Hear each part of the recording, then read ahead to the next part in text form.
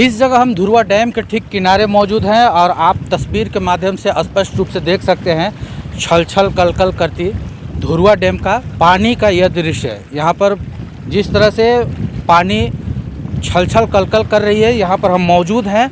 यहाँ पर ठंडक का भी एहसास होना लाजमी है और हो रहा है, लेकिन इस सुखद अनुभूति का सौभाग्य राज्यवासियों को नहीं है, क्योंकि केंद्रीय भूमि जल प्राधिकरण ने स्पष्ट तौर पर यह कहा है कि जिस तरह से जल स्तर घट रहा है वो खास तौर पे झारखंड के लिए काफ़ी चिंता का विषय है। और यही कारण भी है कि हटिया, कांके, हिंदपीढ़ी या रांची के अन्य कई एक हिस्सों में, तुपुदाना, सिंहमोड़ समेत कई हिस्से में लगातार जल स्तर घट रहे हैं और कुआं, तालाब में लगभग पानी बिल्कुल नीचे स्तर पर चला गया है।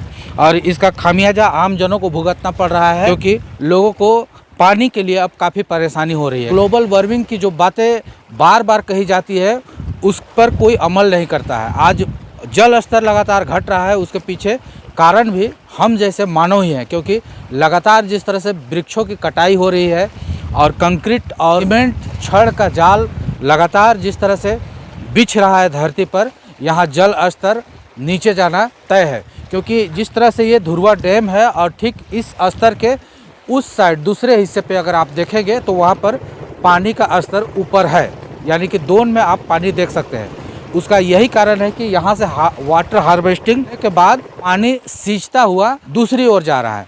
यदि इसके दूसरी छोर उधर आप देखें तो उस साइड में रिंग रोड है और वो रिंग रोड में पूरी तरह से रोड का जाल बिछा हुआ है, वहाँ से जल का स्तर प्रवेश नहीं करता है और ये कारण है कि जल स्तर लगातार घट रहे हैं। बहरहाल आज़ादी के समय से खेतों में जितने भूजल का उपयोग होता था, आज उससे 2 गुना जल का उपयोग हो रहा। वर्तमान में नहरों, तालाबों, कुओं से सिंचाई का प्रतिशत घट चुका है। नलकूपों से सिंचाई का प्रतिशत बढ़ता जा रहा है, यानी बोरिंग का प्रचलन काफी चरम पर है। सिंचाई के लिए काफी सस्ते में बिजली मिलने के बावजूद खेतों में जल के किफायती उपयोग पर ध्यान नहीं दिया जा रहा। इससे भूजल का स्तर और गहराइयों में चला जा रहा। इस कारण भी राजधानी रांची समेत तमाम जगहों में अब 800 फीट बोरिंग खोदने पर भी बोरिंग फेल हो रहे हैं। किसी का पानी निकलता है तो वह भी महज 1.5 से 2 साल बाद पानी सूख जाता।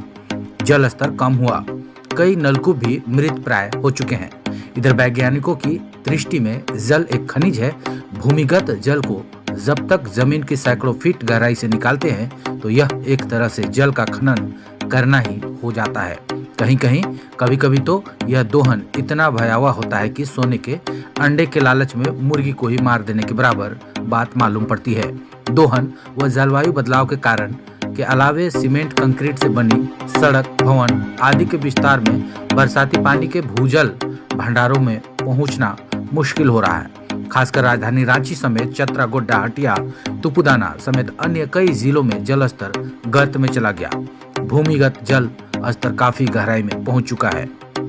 नीति आयोग ने भी आशंका जाहिर करते हुए कहा है कि आगामी 2030 तक इसी तरह लगातार जल का दोहन होता रहा तो कई लोगों को देश में पानी तक नसीब नहीं होगी। जल है तो कल है, ये नारा हमने सुना है, लेकिन जिस तरह से हालात उत्पन्न हो रहे हैं आने वाले समय के लिए काफ़ी भयावह होगी। जल के लिए जिस तरह से तमाम योजनाएं तो चलाई जा रही है, इस पर अमली जामा पहनाने के लिए सरकार को भी फिलहाल काफ़ी कुछ करने की आवश्यकता है, क्योंकि वाटर हार्वेस्टिंग की बात हमेशा से होती रहती है, लेकिन वाटर हार्वेस्टिंग को अमली जामा पहनाने की दिशा में किसी भी सरकार ने ज़रूरत नहीं समझी। और